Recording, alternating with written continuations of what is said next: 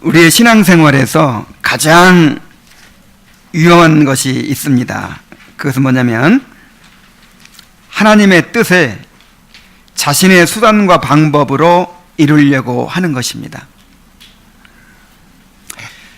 아무리 큰 일을 이루고 사람들에게 인정을 받게 되더라도 그것이 인간의 수단과 방법으로 이룬 것이라면 이것은 오히려 하나님의 참된 역사를 방해하는 것이 되고 하나님의 영광을 가리는 것이 됩니다.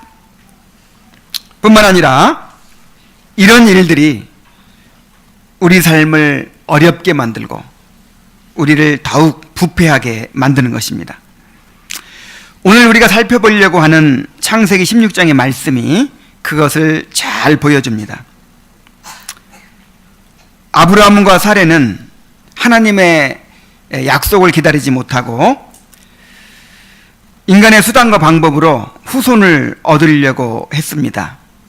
그런데 이 일이 두고두고 이들에게 어려움을 주고 고통을 초래했습니다. 하나님의 언약은 하나님이 주권적으로 이루십니다. 우리가 원하는 때에 우리가 원하는 방법으로 이루어지는 것이 아니고 하나님의 때에 하나님의 방법으로 이루어지는 것입니다. 그러므로 우리는 조급해하지 말아야 합니다. 자꾸만 우리 생각대로 행하려고 해서는 안 됩니다. 하나님의 약속을 신뢰하고 겸손히 순종하면서 하나님을 기다려야 합니다. 이것이 믿음입니다.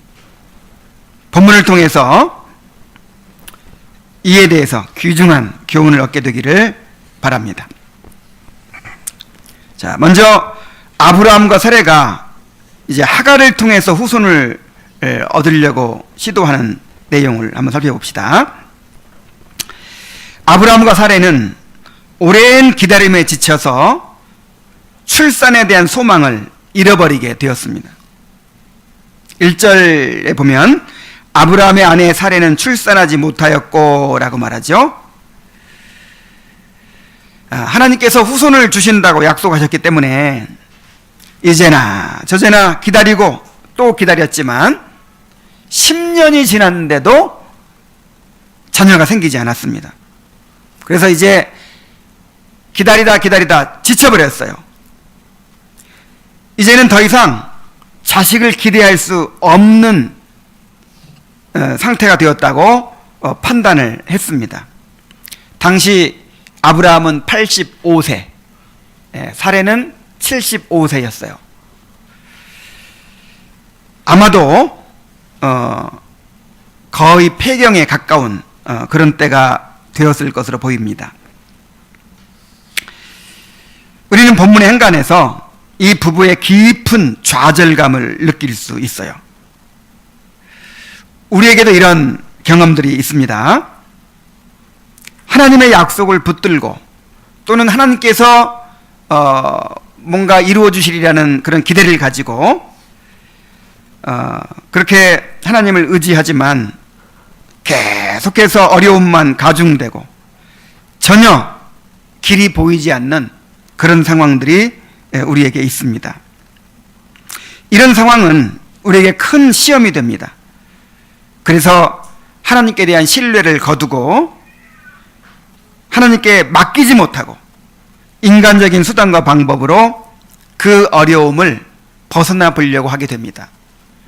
그 문제를 자기 생각으로 해결해 보려고 그렇게 하게 되기 쉽습니다. 아브라함과 사레가 바로 그런 시험에 빠진 것입니다. 아브라함과 사레는 여종 하갈을 통해서 후손을 얻고자 했습니다. 1절 하반절부터 2절까지 보면요. 그에게 한 여종이 있으니 애굽 사람이요 이름은 하갈이라. 사레가 아브라함에게 이르되 여호와께서 내 출산을 허락하지 아니하셨으니 원하건대 내 여종에게 들어가라. 내가 혹 그로 말미암아 자녀를 얻을까 하노라 하매 아브라함이 사레의 말을 들으니라 그랬어요. 자, 하갈은 사레의 몸종이었어요. 그 여종이라는 말은 이제 이 몸종이란 뜻이에요. 딸을 시집 보낼 때 여종을 딸려 보내죠. 그러면 늘 같이 가족처럼 같이 지내면서 이제 이렇게 섬기는 그런 종이 있는데 바로 하갈이 그런 종이었어요. 그런데 애굽 사람이라고 한 것으로 봐서 아브라함이 애굽에 내려갔을 때 바로에게 많은 선물을 받았잖아요. 그때 무슨 뭐 금은 보화도 받았을 것이고 양과 소도 받았을 것이고 이 하갈과 같은 종들도 옛날에 노예는 거의 물건 취급을 했으니까 이제 받았던 것으로 보입니다. 사례는 아브라함에게 내 여종에게 들어가라고 말합니다. 자신의 여종과 동침을 하는 것이죠. 고대 사회에서는 대를 잇는 것이 너무나도 중요한 문제였기 때문에 아내가 자녀를 낳지 못하면 첩을 얻어서 자녀를 낳도록 하는 것이 자연스러운 관습이었습니다. 그래서 사례도 이렇게 첩을 통해서라도 자녀를 얻고자 했던 것입니다. 그러니까 이것이 하나님께서 기뻐하시는 일이 아니라는 것을 분명히 알았을 거예요. 왜냐하면 그렇게 오래도록 일부일처를 지키고 있잖아요. 그래서 온 세상이 일부다처를 추구하고 뭐 자식을 못 낳으면 또 작은 부인이라고 했지만 아브라함은 그렇게 하지 않고 있었던 거예요. 그런데 이제 안 될 것 같으니까 우리도 그렇게 해보자라고 시도하는 것이죠. 사례가 그로 말미암아 자녀를 얻을까 하노라 이렇게 말했는데 여기서 자녀를 얻을까라는 말을 직역하면 내가 세움을 받으리라는 말이에요. I will be built. 내가 세움을 받을까 하노라 하는 것이죠. 당시에는 자녀를 낳지 못하고 대가 끊기는 것을 큰 수치로 생각했습니다. 특히 여자에게 수치였죠. 더구나 자식을 낳지 못하는 것 때문에 큰 민족을 이루고 또 가나안 땅에서 이제 제사장 나라를 세워주시겠다고 하는 그 하나님의 약속이 이제 이루어지지 않게 되는 거예요. 후손을 낳아야 그 후손을 통해서 하나님의 그 모든 언약이 이루어지는데 그 후손에게 결정적인 열쇠가 있는 건데 후손이 없으면 다 소용이 없어지는 거예요. 그래서 이제 하나님의 언약을 성취하기 위해서라도 이렇게 해서라도 후손을 얻겠다 하는 것이죠. 어떻게 보면은 자신의 책임을 다하겠다는 것입니다. 내가 이로 말미암아 세움을 받으리라. 그래서 내 책임을 다하겠다 하는 것이죠. 여자로서 이것이 얼마나 어려운 일입니까? 하갈은 자기보다 젊은 여인입니다. 거기다 이제 아기까지 낳게 되면 남편의 사랑을 빼앗길 수도 있는 거예요. 남편이 그렇게 하자고 해도 따르기 어려운 일인데 자신이 먼저 생각을 해서 그렇게 하자고 남편을 설득합니다. 어떻게 보면 하나님의 뜻을 이루기 위해서 자신을 희생하는 것이라고도 볼 수 있어요. 그렇지 않습니까? 이 집안을 위해서, 더 나아가서는 하나님의 뜻을 위해서 자신을 희생하는 거예요. 굉장한 일입니다. 아브라함은 사례의 제안을 순순히 받아들였습니다. 아마 아브라함이 그 말을 듣고 감동을 했을지도 몰라요. 내 아내가 이렇게 속이 깊다니. 그리고 아브라함도 사례처럼 이제는 그 방법밖에는 없다고 생각했을 것입니다. 그래서 아브라함은 아무런 이의도 제기하지 않고 사례의 제안을 순순히 받아들입니다.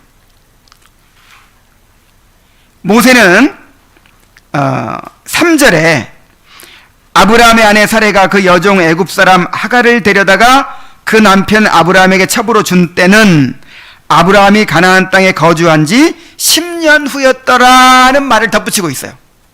자, 왜 이 말을 덧붙였을까요? 성경에서 10이라는 숫자는 완성의 수입니다.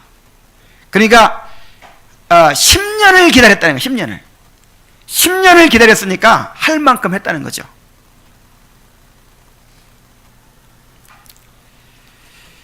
그러나 이것은 그들에게 돌이킬 수 없는 커다란 실책이 되었습니다. 사실 아브라함과 사레가 결코 하나님의 언약을 저버린 것은 아니었죠. 믿음을 저버린 건 아니에요. 약속을 포기한 것이 아니에요. 하나님의 언약이 이루어지려면 후손이 있어야 했기에 후손을 얻을 수 있는 방법을 택한 것입니다. 하나님의 일을 이루기 위한 것이었어요. 하나님을 도와드리기 위한 것이었어요. 그러나 그들은 하나님의 언약의 본질을 이해하지 못했습니다. 하나님의 언약은 하나님의 능력으로 이루어지는 것이었습니다. 하나님의 언약은 하나님의 때에 하나님의 방법으로 이루어져야 했습니다. 그러므로 아브라함은 그 약속을 믿고 순종하면서 기다려야 했어요. 그런데 조급한 마음으로 기다리지 못하고 인간적인 수단과 방법으로 이루려고 한 것입니다. 여기 아브라함이 사레의 말을 들으니라고 했는데 마치 창세기 3장에서 아담이 하와의 말을 들었던 것을 연상케 합니다. 아담이 하나님의 말씀을 들어야 되는데 하나님의 말보다 누구를 말을 들었어요? 아내의 말을 듣고 범죄했잖아요. 그런 것처럼 아브라함이 하나님의 말씀을 듣기보다 아내의 말을 듣고 인간적인 방법을 택하게 된 것입니다. 언제나 이것이 하나님을 믿는 사람들에게 가장 큰 시험이 됩니다. 마귀는 우리에게 하나님을 저버리라고 유혹하지 않습니다. 하나님을 섬기되 자신의 수단과 방법으로 섬기라고 유혹합니다. 하나님의 방법은 항상 인간의 본성을 거스르게 됩니다. 그래서 환영받지 못하고 현실적이지 못해요. 그래서 좀 더 효율적이고 효과적이고 사람들에게 환영받을 수 있고 누구나 수긍할 수 있는 그런 방법으로 하나님을 섬기라는 거예요. 그런 방법으로 하나님을 믿으라는 거예요. 이것이 마귀의 시험입니다. 그리고 그렇게 해서 그 일이 이루어지고 나면 누가 영광을 받습니까? 내가 이렇게 했더니 이렇게 되더라. 내가 이렇게 했더니 하나님이 이렇게 복을 주시더라. 물론 하나님이 이루셨다고 감사하죠. 마치 바리새인의 감사와 똑같아요. 바리새인이 누구한테 감사했습니까? 하나님께 감사했어요. 하나님께. 그런데 원인을 누구로 돌리는 거예요? 내가 이렇게 했다고 하는 거예요. 내가 이렇게 하게 해주신 것을 감사하는 거예요.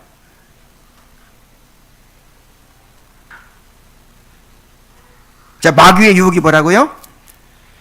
하나님의 주권에 맡기고 겸손히 순종하면서 기다림으로 정말 하나님께서 이루시는 것을 이제 경험하고 하나님께만 영광 돌리는 게 이게 하나님의 방법인데 마귀는 어떻게 하라고 하냐면요, 하나님을 섬기라는 거예요. 하나님의 일을 이루라는 거예요. 그런데 너의 수단과 방법으로 이루라는 거예요. 그것이 더 효과적이라는 거예요. 그리고 나서 영광을 누구한테 돌리게 만들어요? 나한테, 인간에게 돌리게 만드는 거예요. 여러분, 이것이 얼마나 치명적인 유혹인지를 알아야 돼요. 치명적인 시험인지를 알아야 돼요. 헷갈립니다. 왜냐하면 하나님의 뜻을 이루는 지름길로 보이니까. 예수님에게 마귀가 시험한 것도 바로 이런 시험이었어요. 돌로 떡을 만들어라, 성전에 뛰어내려라, 나에게 한 번만 절하면 천하 만국을 너에게 주겠다. 이게 다 뭐냐면요, 예수님이 사명을 이루는 것과 연관되어 있는 거예요. 예수님은 하나님의 나라를 이루기 위해 오셨죠. 자, 하나님의 나라를 이루려면 어떻게 해야 돼요? 힘을 길러서 사람들의 마음을 얻어서 권세를 획득해야죠. 정복하고 지배해야죠. 그런데 하나님의 방법은 정반대인 거예요. 십자가예요. 십자가에 못 박혀 죽는 거예요. 사람들의 생각과 완전히 반대가 되는 거예요. 그런 방법으로 해가지고 누구한테 환영받고 어떤 사람들이 따르겠습니까? 그리고 자신에게 얼마나 큰 고통이 되겠습니까? 그래서 손쉽게 이룰 수 있는 방법을 가르쳐 주는 거예요.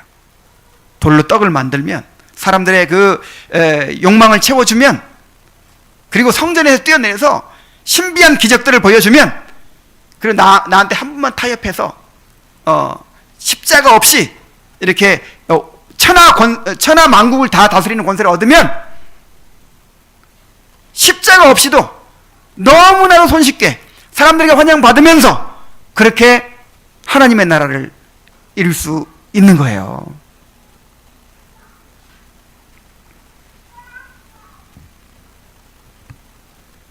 그런데 우리가 분명히 알아야 됩니다. 이것은 정말 선하게 보이지만, 지혜롭게 보이지만, 이것은 하나님의 참된 역사를 방해하는 것입니다. 하나님의 영광을 가게 되는 것입니다. 하나님을 대적하게 되는 것입니다. 이런 것들이 우리 삶을 꼬이게 하고 어렵게 하고 오염시키는 것입니다.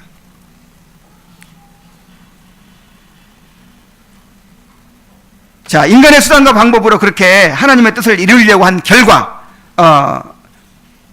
어떻게 되었습니까?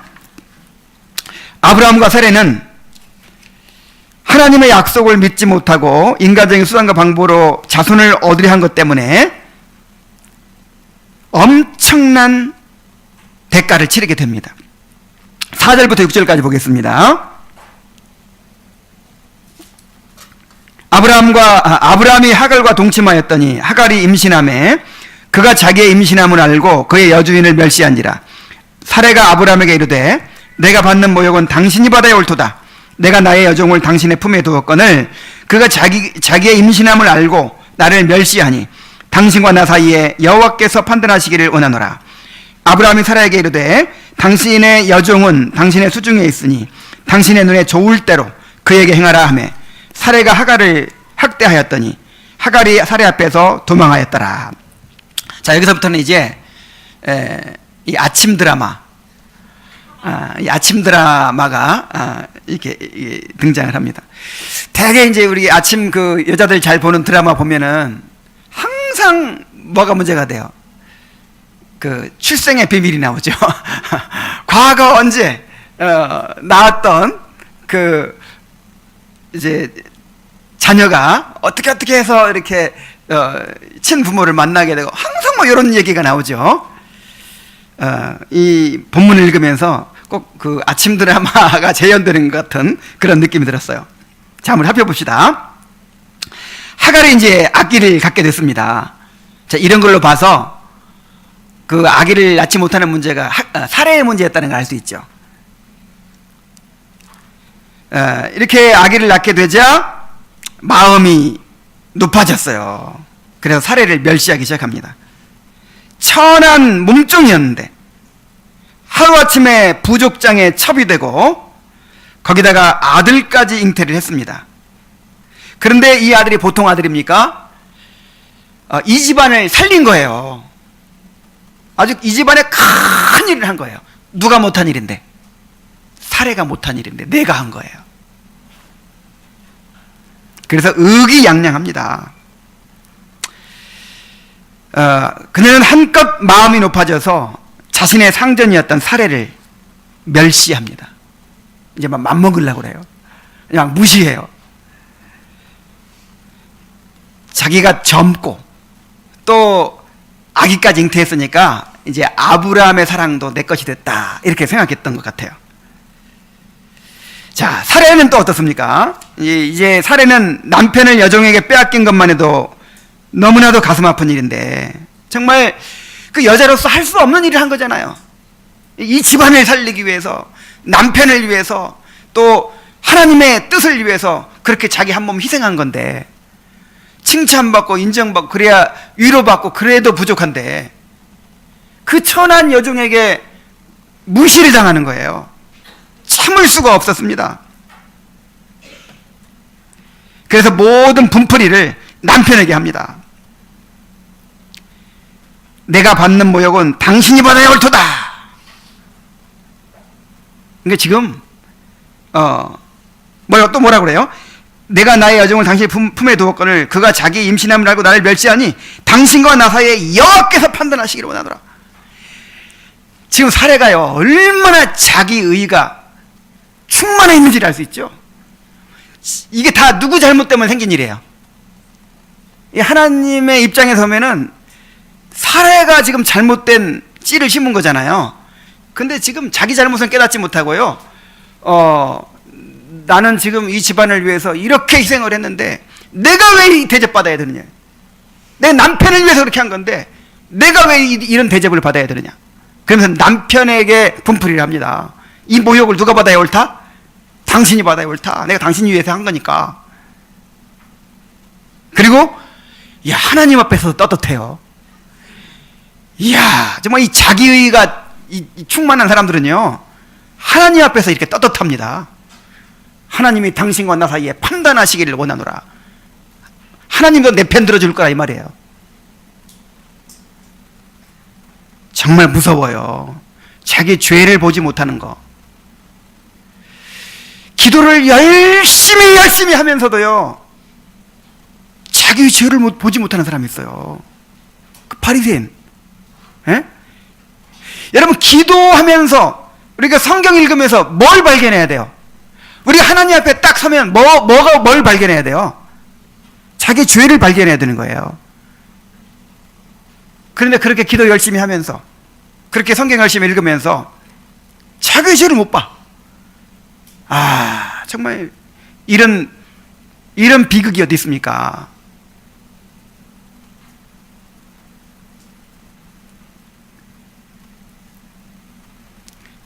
또 아브라함은 어떻습니까? 이 두 여자 사이에서 얼마나 괴롭겠습니까? 한 여자만 데리고 살게 해주신 거 정말 감사해야 돼요.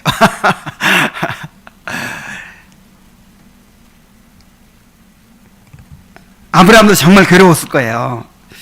아브라함은 가장으로서 자신이 가정의 질서를 세워야 함에도 불구하고 하갈을 첩으로 들이는 것도 이 사례의 말을 듣고 그렇게 해버렸죠. 그리고 가정에게 분란이 일어나고 나서도 자기가 이제 가정의 질서를 세워야 되는데 이것도 사례에게 밀어버립니다. 당신의 여종이니 당신이 좋을 대로 하시오. 야, 이런 무책임한 남편이 어디 있습니까? 그래서 이 가장이 바로 서지 않으면요, 그 가정이 다 어려움을 당하는 거예요. 가장들 명심하십시오. 가장이 믿음에 바로 서서, 말씀에 바로 서서 정말 이 지도력을 발휘해야 돼요. 그냥 우유부단해가지고 그냥 분별을 못해가지고 아내가 성경 더 많이 읽었으니까, 아내가 더 교회 열심히 다니고 더 믿음 좋으니까 그냥 아내 당신 알아서 하시오. 자꾸 이렇게 살면 안 돼요. 누가 책임져야 됩니까? 이 가정의 책임은 누구한테 있어요? 남편에게 있어요. 저는 우리 교회가요, 우리 교회의 미래가 일단은 목사가 성장해야 된다고 생각해요. 목사에게 일단은 책임이 있고요. 그래서 정말 열심히 배우고 성장해 가야 될 그런 책임을 느끼고 있어요. 이 목사가 성장하지 못하는 나도 교회가 성장하겠어요. 두 번째로 우리 가장들, 남편들, 우리 형제들이 어떻게 신앙이 성장하느냐에 따라서 이 교회가 난 달려있다고 생각해요. 그 보통 교회들에서 그렇게 하죠. 그 자매들은 시간 많이 남으니까 무슨 성경 공부 모임, 무슨 독서 모임, 무슨 모임 해가면서 그냥 끊임없이 배우고 막 그런데 남편은 그냥 직장에 시달리느라고 꼭 시달려서만이 아니야. 그냥 맡겨버리는 거죠. 그런 영적인 문제 이런 거 그냥 다 알아서 해주길 바라는 거죠. 그래서 내가 일부러 막 소그룹 모임을 일부러 막 안 만들려고 했던 거예요. 함께 우리 공동체가 함께 성장해 가야 된다는 생각을 항상 갖고 있어요. 남편들이 성장해야 된다는 생각을 갖고 있어요. 우리 형제들 명심하십시오. 이 아담의 가정에서 아담이 가장 노릇 못하니까 타락했어요. 인류가 타락한 거예요. 이 아브라함의 가정에서 아브라함이 가장 노릇 제대로 못하니까 지금 이런 분란이 일어나고 이런 문제가 생겨난 거예요.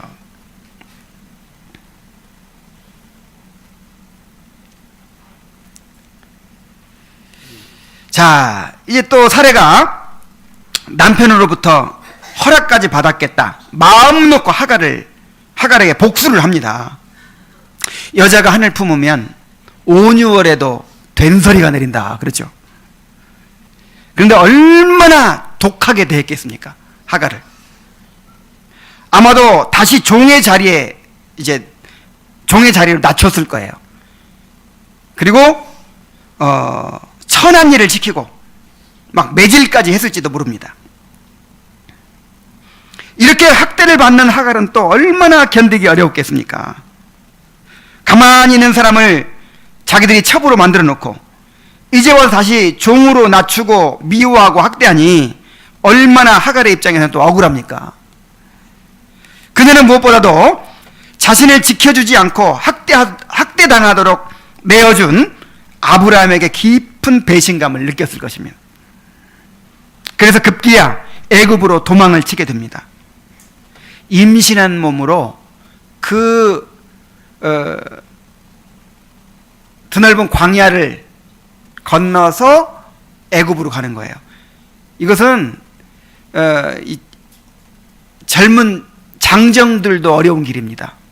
그런데 연약한 여자가 혼자의 몸으로 임신까지 하고 그 광야를 지나서 애굽으로 가겠다는 거예요.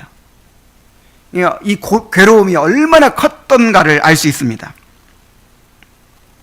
하나님께서 광야에서 하갈을 만나시고 다시 돌아가게 해주셨지만 이 일로 인해서 아브라함의 가정은 두고두고 어려움을 겪게 됩니다.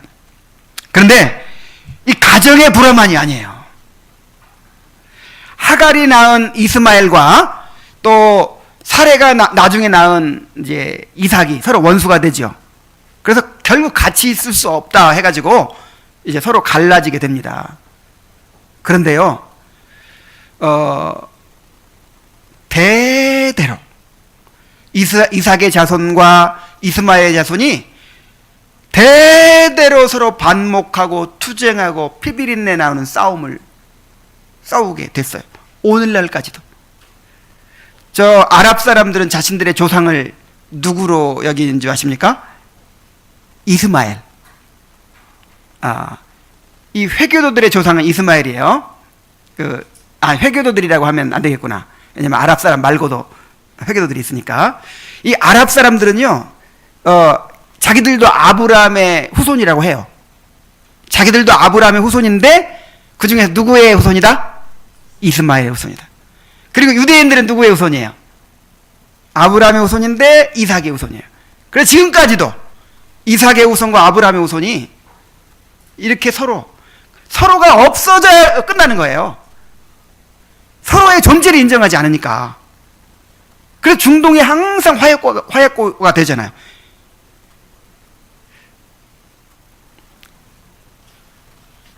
지금 이 중동 분쟁이 다 누구 때문이에요? 이 출생의 비밀 때문이에요. 이 이스마엘을 낳기 때문에 이런 일이 생긴 거예요. 이렇게 인간적인 수단과 방법으로 하나님의 뜻을 이루려고 할 때 오히려 하나님의 역사를 방해하고 또 그로 인해 더 큰 대가를 치르게 된다는 것을 우리가 명심해야 될 줄로 믿습니다. 성경에서 더 여러 예들을 한번 보면요, 야곱을 보세요. 야곱. 하나님은 처음부터 쌍둥이가 태어나면 누구를 사랑하겠다? 에서는 미워하고 야곱을 사랑하겠다, 이렇게 정하셨어요. 그리고 그거를 리브가한테 알려주셨어요. 이것을 어렸을 때부터 야곱도 압니다. 그럼 어떻게 해야 돼요? 하나님을 믿고 기다려야죠. 그럼 하나님의 방법으로 때가 되면 야곱을 이제 장자로 세워주시고 또 축복권을 주는 거죠. 그런데 돌아가는 상황을 보니까 어때요?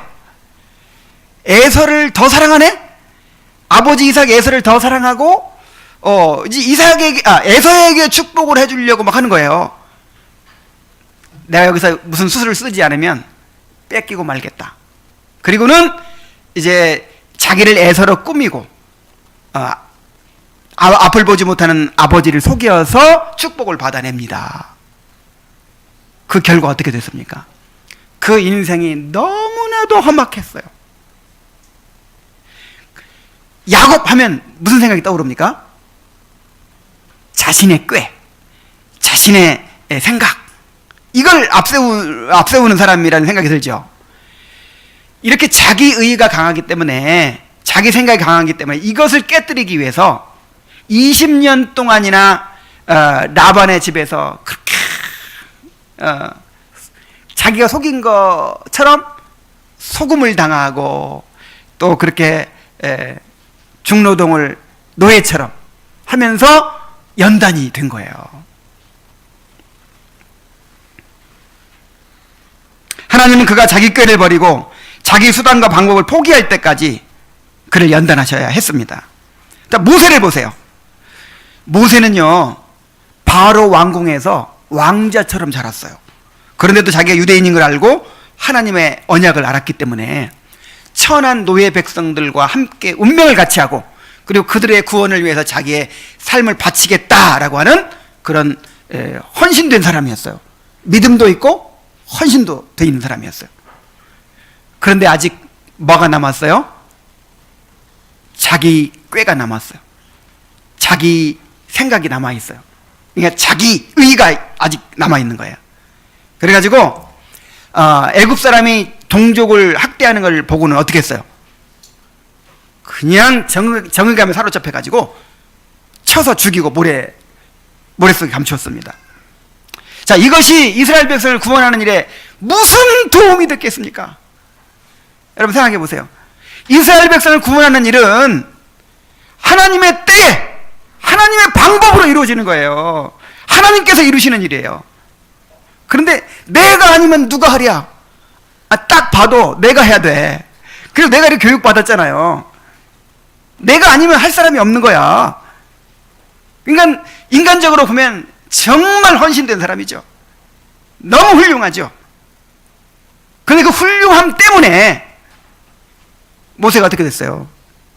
하나님이 그를 쓰실 수가 없어요. 그 상태로는. 그래서 미디안 광야로 쫓아내시고, 거기서 애굽 사람들이 제일 천하게 여기는 게 뭐예요?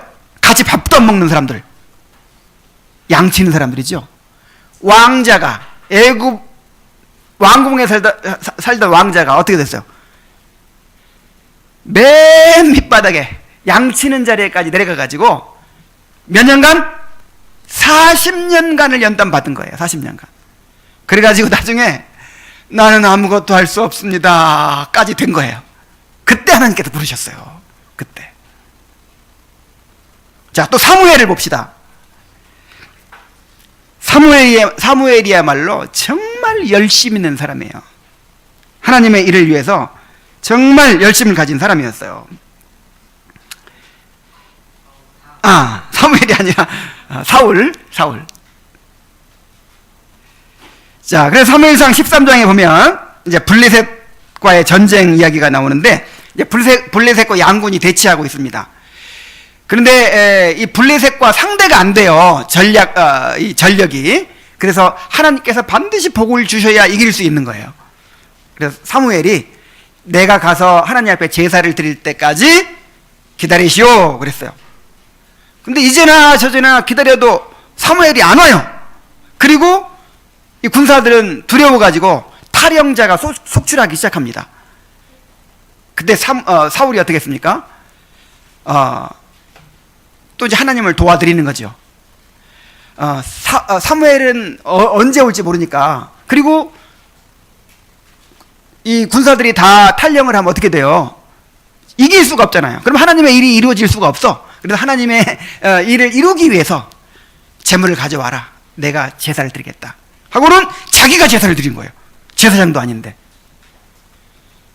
그때 사무엘이 와서 뭐라고 했습니까? 여호와께서 기다리라고 하지 않았습니까? 당신이 이렇게 망령되이 행하였으므로 하나님께서 당신을 버리셨습니다. 이런 일이 또 있었죠. 아말렉 족속을 다 진멸하고 양이건 소건 뭐건 다 진멸하라고 했어요. 이 성경에서 진멸하라고 할 때 진멸은요, 하나님께 바친다 그런 뜻이에요. 그러니까 하나님의 일이에요. 하나님의 심판을 대행하는 거예요. 그러니까 그 하나님이 진멸하라고 하는 것들을 다 진멸함으로 하나님께 이제 드리는 것이 되는 것이죠. 하나님의 심판을 대행하는 것이 되는 것이죠. 근데 인간적인 생각으로 다 죽여봐야 뭐 하겠어요? 그 아각 왕을 살려줍니다. 이 왕을 살려주면 어떻게 되겠어요? 그만큼 이제 그 덕을 칭송하게 되겠죠. 이렇게 하나님 나라의 왕은, 이스라엘의 왕은 이렇게 인정이 많고 자비한 왕이다, 이런 소문이 날 거 아니에요. 그리고 하나님께 제사 드리기 위해서 양과 소들을, 좋은 양과 소를 골라서 살려둡니다. 다 이게 누구를 위한 거예요? 하나님을 위한 거예요. 하나님께 제사 드리기 위해 살려뒀다니까? 자기가 착복하려고 한 게 아니고? 근데 나중에 사무엘이 와서 뭐라고 했습니까? 여호와께서 그의 말씀을 청종하는 일보다 청종하는 것보다 더 좋아하는 게 뭐가 있겠습니까? 순종이 제사보다 낫고 듣는 것이 수양의 기름보다 나으니 그랬어요. 당신이 여호와의 말씀을 버렸으므로 여호와께서 당신을 버려 왕이 되지 못하게 하셨나이다. 쓰임 받을 수가 없는 거예요. 여러분, 그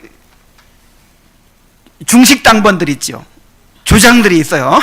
조장들이 있는데 두 종류의 사람이 있다고 합시다. 아무것도 할 줄 모르는 사람이 있어요.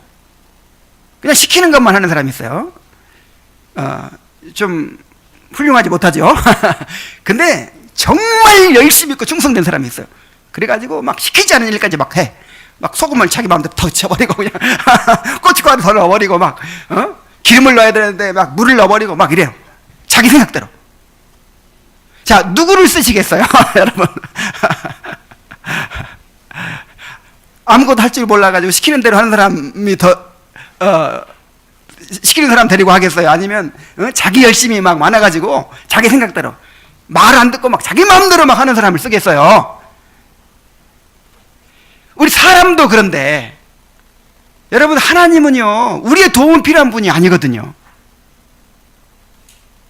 우리의 도움이 아쉬운 분이 아니에요. 이 시대의 교회의 문제가 무엇입니까? 오늘날 교회가 열심히 없어서 문제입니까? 큰 일을 이루지 못해서 문제입니까? 큰 예배당을 짓지 못하고 수천 명 수만 명을 모으지 못해서 문제입니까? 하나님의 일을 인간의 수단과 방법으로 이루려고 한 데서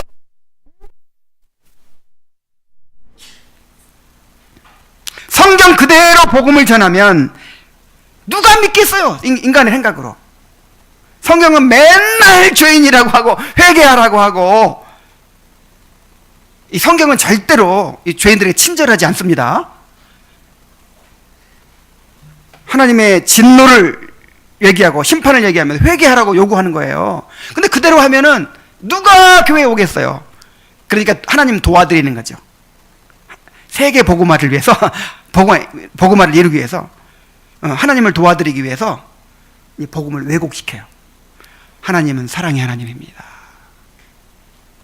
그냥 영접만 하십시오. 그럼 그걸로 그냥 천국 행티켓 줍니다. 그냥 이렇게 사람들이 듣기 좋은 이제 설교를 하는 거죠. 성경대로 예배를 드리면 무슨 재미가 있어요?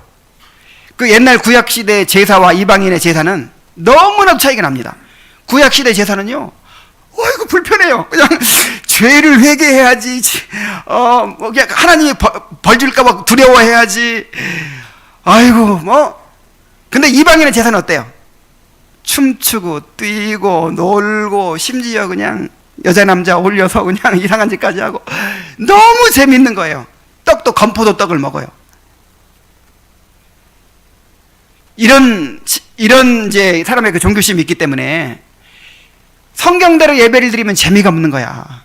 그러니까 사람을 마음을 위로하고 의의를 세워주고 기분 좋게 하고 내가 그래도 괜찮은 사람이다. 나는 사랑받기 위해 태어난 사람이다.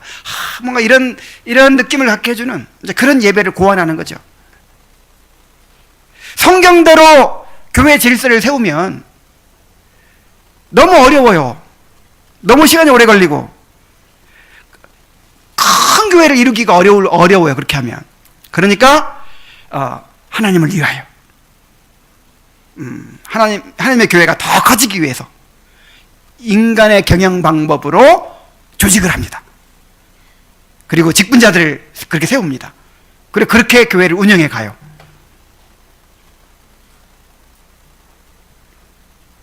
그렇게 해서 이스마엘들을 수없이 만들어냅니다. 이삭은 얻기가 어렵죠. 이삭은 쉽게 얻어지지 않아요. 왜 어렵죠? 우리가 마음대로 할 수 없어요. 하나님을 그냥 기다려야 돼요. 복음을 전하고 나서 기다려야 돼요. 예배를 드리면서 그냥 기다려야 돼요. 그런데 이스마엘은 내가 만들 수 있잖아요. 첩을 얻기도 하고 그냥 이스마엘은 인간의 수단과 방법으로 만들어내잖아요. 그래서 이스마엘들을 몽땅 만들어 놓고 나니까 이스마엘 하나 만들었는데도 이렇게 막장 드라마가 일어나는데 얼마나 이 교회가 오염이 되겠어요.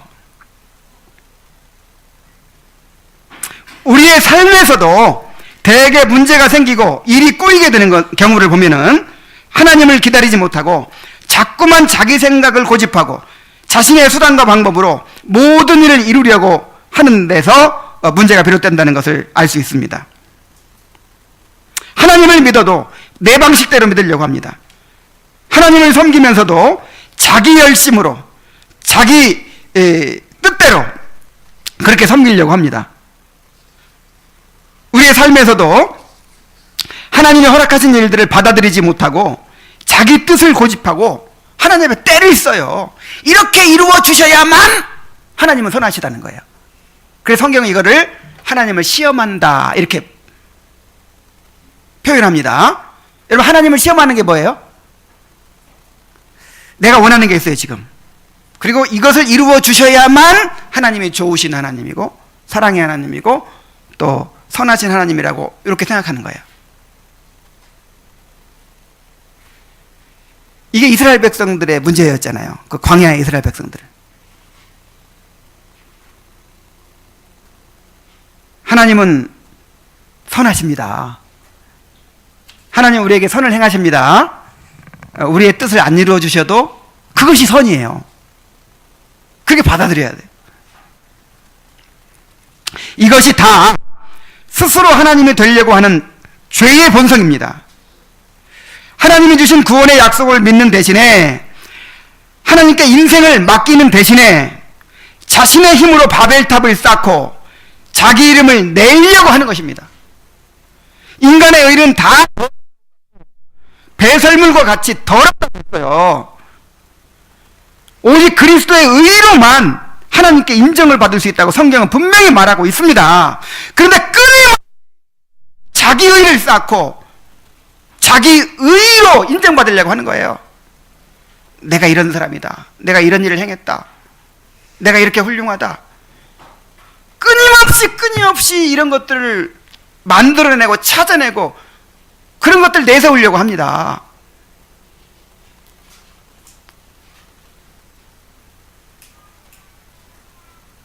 그러나 우리가 분명히 깨달아야 됩니다. 참된 신앙은 하나님이 주인이냐 내가 주인이냐의 문제입니다. 하나님의 의의냐 인간의 의의냐의 문제입니다. 결국 하나님께 영광이 돌려지느냐 나에게 영광이 돌려지느냐 하는 문제입니다. 그러므로 우리가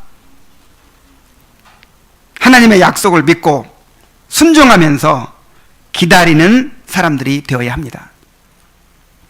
자, 아브라함을 보세요. 아브라함은요, 그 후로도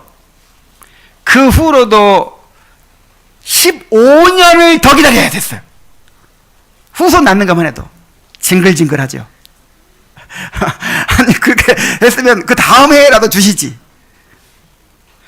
10년 기다려가지고 그냥 다 지쳐 쓰러져 있는데, 그 후로 몇 년?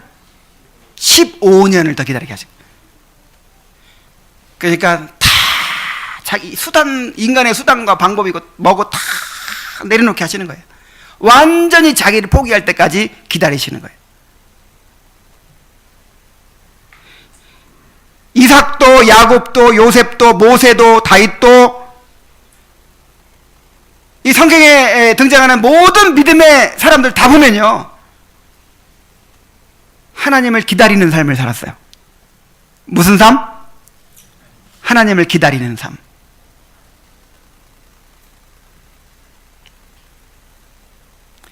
아니, 그렇게 하나님만 기다리다가 실패하면 어떻게 합니까?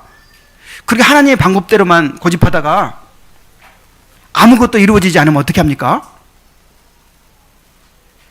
여러분, 분명히 깨달으시기 바랍니다. 하나님의 방법대로 하다가, 하나님께 순종하다가, 하나님만 기다리다가 아무것도 이루지 못하고 실패하면 그것이 성공이에요. 여러분 생각해 보세요. 하나님의 주권에 따라서 어떤 사람에게는 열매를 주시기도 하고 어떤 사람에게는 하나도 안 주시기도 합니다. 이 요나 보세요. 그냥 성의 없이 한번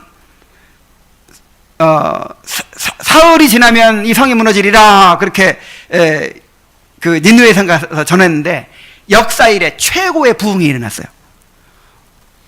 왕궁의 왕부터 시작해가지고 이 부뚜막에 있는 강아지까지 다 금식을 하면서 그렇게 전 국민이 전 시민이 다 회개를 했어요. 이런 일은 전무후무한이래요.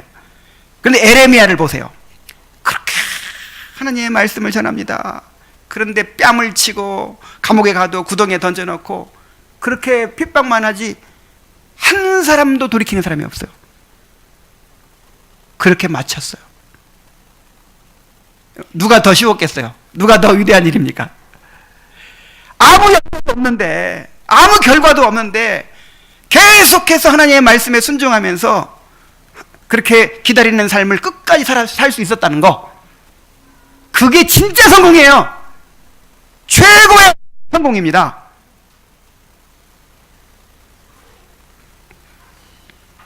우리는 끝까지 순종하다 죽어야 됩니다. 끝까지 믿음으로 살다가 죽어야 합니다. 이것이 우리 인생에서 얻을 수 있는 최고의 성공이요, 최고의 영예입니다. 우리 믿음장에서 그 믿음의 조상들이 그들은 다 믿음으로 죽었다 그랬죠. 이게 최고의 영예인 거예요. 우리는 이제 시대가 바뀌어가지고 무덤에 묻힐 수 없을 것 같아요. 다 화장을 하게 될 것 같은데, 정말 무덤에 묻힐 수 있고 비석을 세울 수 있다면 진요섭은 믿음으로 살다가 죽었다 이렇게 쓰여질 수 있다면 그게 최고의 영예입니다. 무슨 일을 어떻게 이루었다, 여러분 이건 하나님이 허락하셔야 된다니까요. 하나님이 허락하시는 일이라니까요.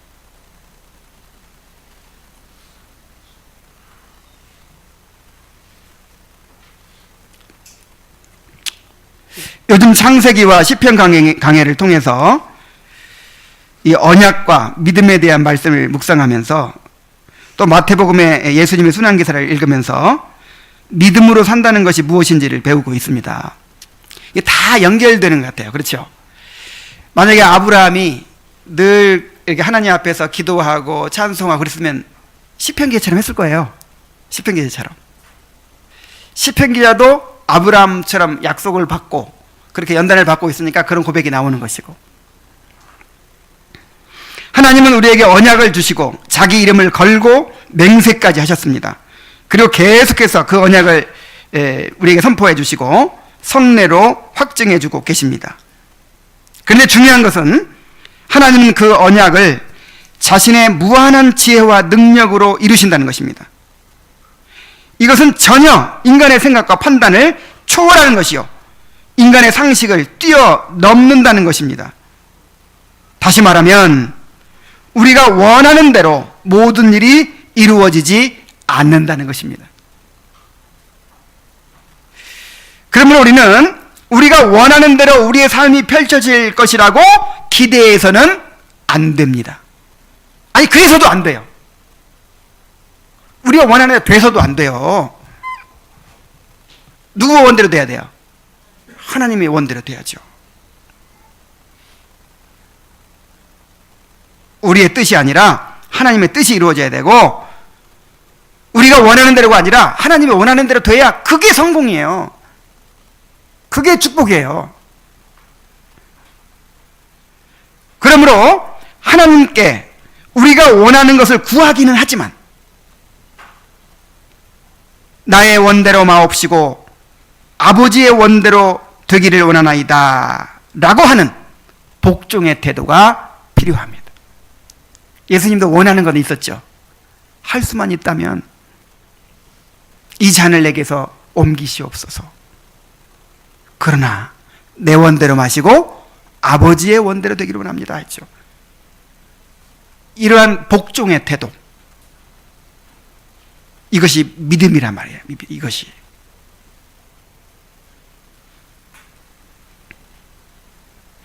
이것이 바로 하나님이 아브라함에게 가르치고 계시는 것이고, 시편 기자가 고백하는 것이고, 우리가 반드시 배워야 될 이 언약 백성의 필수 과목이란 말이에요.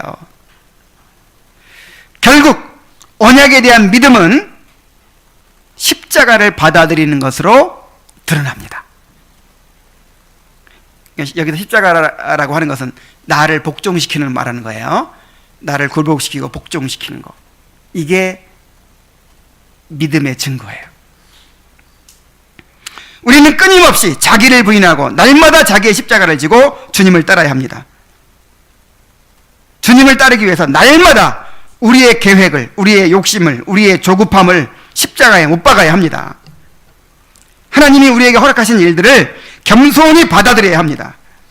비록 우리의 계획이 좌절되고 우리가 원하는 일들이 원치 않는 일들이 일어나게 되더라도 우리는 주님이 신실하게 우리에게 주신 언약을 이루어가고 계신다는 사실을 믿어야 합니다. 그리고 하나님 자신을 우리의 상급으로 삼고 우리의 기쁨과 위로로 삼고 하나님을 예배하는 삶을 살아야 합니다. 하나님은 이렇게 믿음으로 살아가는 자들에게 자신을 상급으로 누리게 해 주실 것입니다. 여러분들이 이러한 믿음을 배우게 되시기를 바랍니다. 네, 기도하겠습니다. 은혜로우신 아버지 하나님, 참으로 우리가 얼마나 더디 믿고 더디 신뢰하고 더디 순종하고 얼마나 우리가 조급하고 우리의 수단과 방법으로 살아가려고 할 때가 많은지 참으로 오늘 말씀을 통해서 드러내 주셔서 감사드립니다. 아버지, 우리가 회개하기를 원합니다. 아버지 하나님, 은혜를 주셔서 날마다 자기 십자가를 지고 그렇게 살아갈 수 있게 해주시기를 원합니다. 주님의 약속을 신뢰하고 정말 우리 자신의 조급함과 욕심과 우리 자신의 뜻을 십자가에 못 박고 겸손히 순종하며 기다리는 자들이 될 수 있도록 인도하여 주옵소서. 우리의 의의를 굴복시키게 하시고 우리의 계획이나 우리의 판단이나 우리의 생각들을 철저히 굴복시키는 그런 이 예배가 되게 하여 주옵소서. 예수님의 이름으로 기도하옵나이다. 아멘.